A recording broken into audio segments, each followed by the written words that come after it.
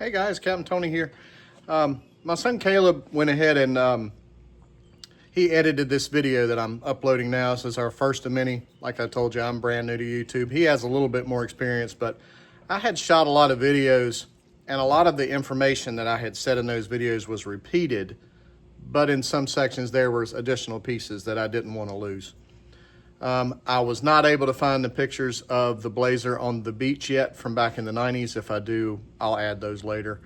But he went ahead and edited this first video to get it out to you guys to kind of give you an idea of what we're looking at with the Blazer. So this is our first video, and we have many more to come. We've done a lot of work to the Blazer so far, and I think it's just going to be fantastic in the end. So I hope you guys follow along as we work our way through it. And my videography gets better because, yeah, it's pretty terrible. But here you go. So hi, everybody. My name's Tony. I posted about this Blazer that I've kind of inherited from my grandparents, and I'm going to be doing a bunch of work to it to fix it up. But I'll tell you a little bit of the backstory on it. My grandfather bought it brand new in '86, actually almost exactly 40 years ago. He bought it on May the 7th, 1986. They lived in Lebanon, Virginia. He passed away in 1989, and my grandmother never had a driver's license. So a lot of times this Blazer just sat, and we would ride around in it at times. And I remember my grandfather, when I was 10, you know, had the vacuum servo cruise control, and I remember riding through the mountains with him in it. The gas pedal would move, and he would say, "See that little guy down there pushing on the gas pedal?" And I just remember that vividly, riding with him in it, him doing that. And then, you know, when I became a teenager, got my driver's license, I drove my grandmother in this some, and we lived down in North Carolina in Wilmington, and then back in the early 90s, before Hurricane Fran, we actually lived in Fort Fisher down on Carolina Beach, and my uncles actually drove my grandmother down a couple of times in this Blazer. I actually have some pictures of it. I'll see if I can find them and include them here, of this out on the beach when it looked practically brand new. Now, my grandmother died in 2009, and they stopped driving the Blazer. They really didn't drive it anymore. It just sat in tall grass. And over the last few months, my mother died in September of 2025, and my dad died in February of 26. So I messaged a couple of my surviving uncles and asked them if they would mind if I took this Blazer and fixed it up, because otherwise it's just going to sit there and rot away. I've seen a lot of vehicles do that over the years up there on our farm in Virginia, and I didn't want that to happen to this because it had memories for me in it. Now it's rough. It's sat for a lot of years. I'll show you some pictures here from when it was up there on the farm. My good buddy Tom with Thomas Towing here in Wilmington let me borrow one of his rollbacks a few weeks ago, and I went and picked this up, and I've shot some short videos. I'm completely new to YouTube videos, but as I've posted this on the Facebook pages, a lot of guys are interested in the things I'm going to do with this old Blazer. So the neat thing about it is it only has 71,000 miles on it. But being that it sat as much as it did, and it sat in tall grass, it does have some rust that I have to deal with. But that's not that big of a deal. But I'm going to show you around it a little bit, show you what I've already done. And I've done some other videos in vertical mode instead of horizontal. Like I said, completely new to YouTube. So I'm going to have to, my future videos, I'll do them in this format for posting there on YouTube. But I'm going to show you some things I've already done. I'll show you some pictures and video that I've taken prior to now. And yeah, so this is what we got. So I've started taking it apart some. I've got obviously the grill out, and you see there's some surface rust, but nothing too crazy. It is a 2.8. It's all here. I don't see any evidence of rodent chewing on the wiring.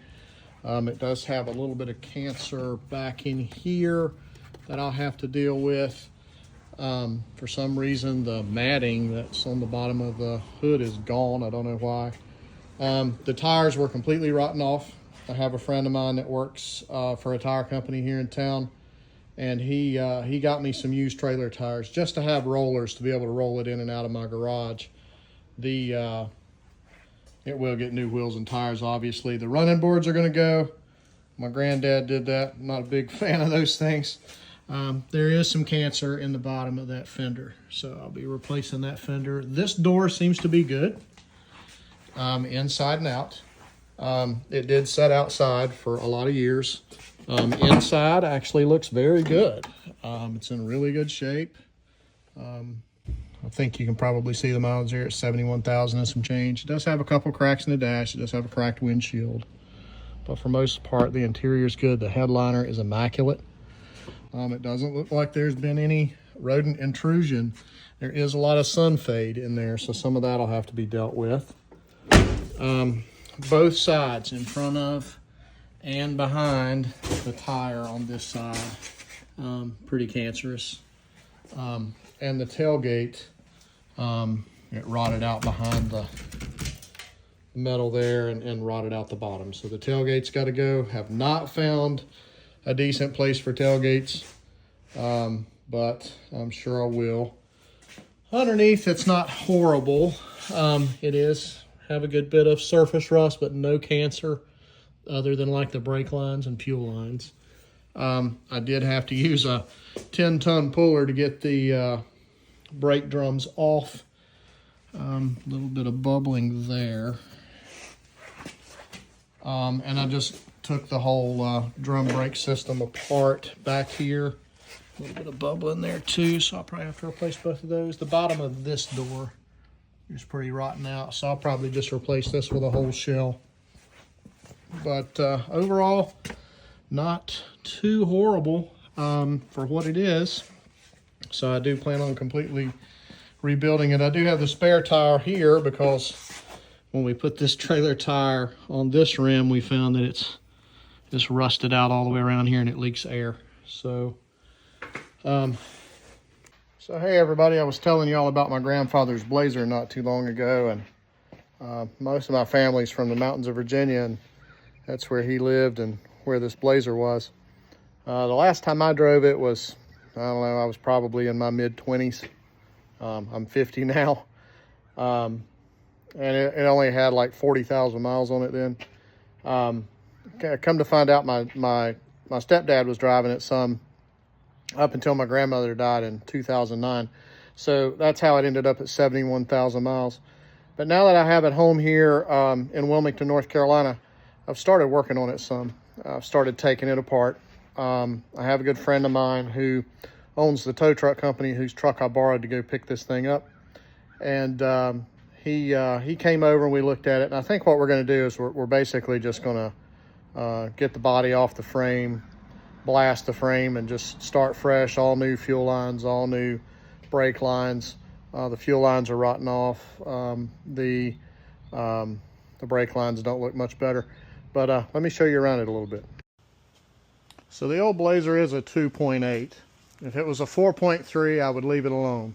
But being that it's a 2.8, I do remember driving this thing in the mountains when I was a kid, and it was totally gutless. Had no power at all. But they did have it repainted once, but as you can see, it's sat so long that it's coming off, so it's going to need paint. I'm just going to do a walk around. One of the wheels were so rusty it wouldn't even hold air. So yeah, unfortunately, I've got a spare tire on it actually. There's a little hole here where we're starting to get a little bit of rust through. The rest of this is kind of surface. Windshield's cracked. This fender I'm going to replace because, as you can see, it does have a rust hole in it. There's a little rust bubble here, but not bad. But the rest of that rocker is solid. Door is good. The interior is really sun faded, but it's all here. The sunlight, the headliner looks perfect. And mileage 71,322. But it's all here, and it's probably a handful of times people have even sat in that back seat. It actually doesn't even smell in here. I was afraid that it was smell of rodent droppings or something, but it doesn't. It's actually in really good shape. I'm going to replace all the gaskets and the rubber on everything. Before and behind this wheel, it does have some rust cancer I'm going to have to replace.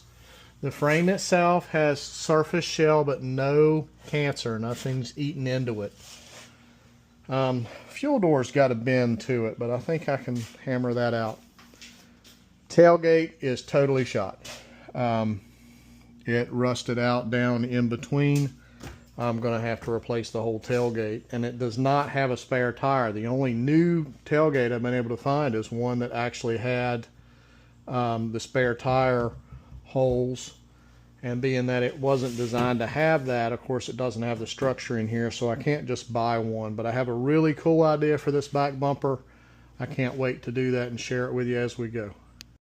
Passenger side's a lot like the driver's side. Most of this side's the same. At some point this fender flare got torn up, but or not fender flare, but the chrome piece that goes on here. I don't know if I'm putting that back or not. I may just take the other ones off, but I know LMC has them new. This fender's good.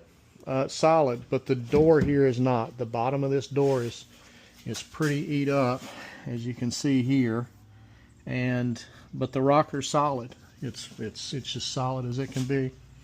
In the glove box, I actually found a lot of the paperwork where my grandfather bought this. Every registration card he ever had, insurance cards, everything was in the glove box from 86 right up until 09. Same thing on this side as the other, but not as bad. A little bit of rust here, a little bit of rust here, and this is where I had to put that spare because that tire would not hold air. It's actually over there. But underneath, the only thing I have found is this body mount is rotten.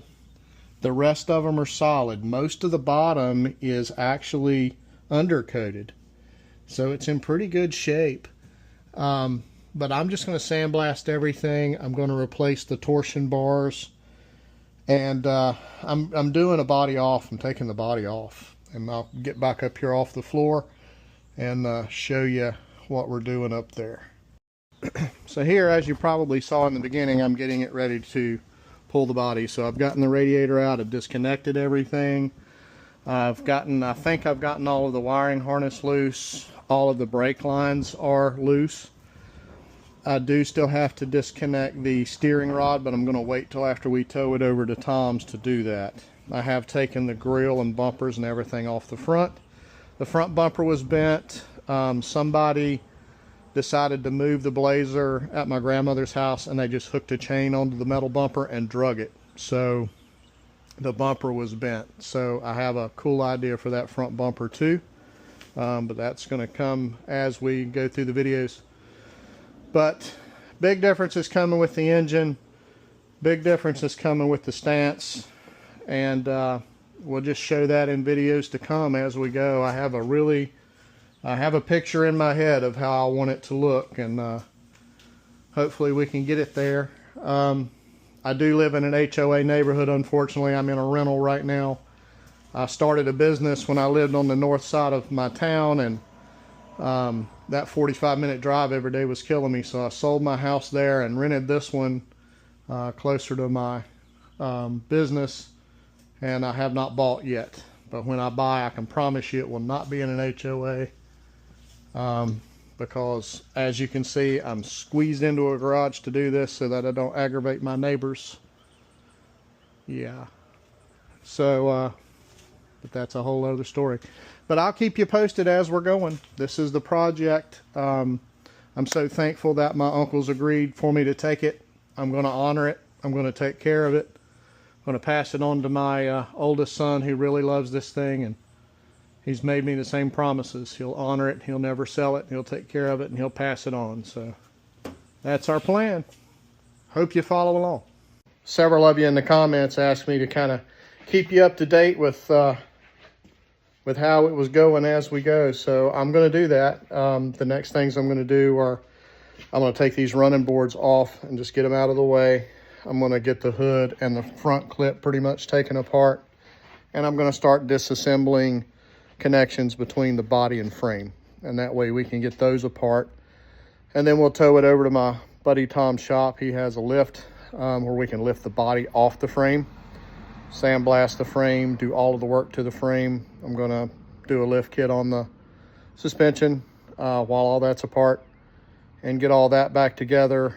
There is one body mount that's pretty heavily corroded that I'm gonna have to deal with. But once I have that done, we'll put them back together. I'll paint the bottom of the body and then we'll put them back together, and I'll do the rest of the body work. And of course, last will be the interior. And you know, we're a couple of rednecks, so we've talked a little bit about putting a small block or an LS in it. We kind of go back and forth between the two. Being that it's four-wheel drive, the LS seems like it's a bit more of a challenge than just a small block. But yeah, we'll see how it goes, and I'll keep you posted. Thanks, guys.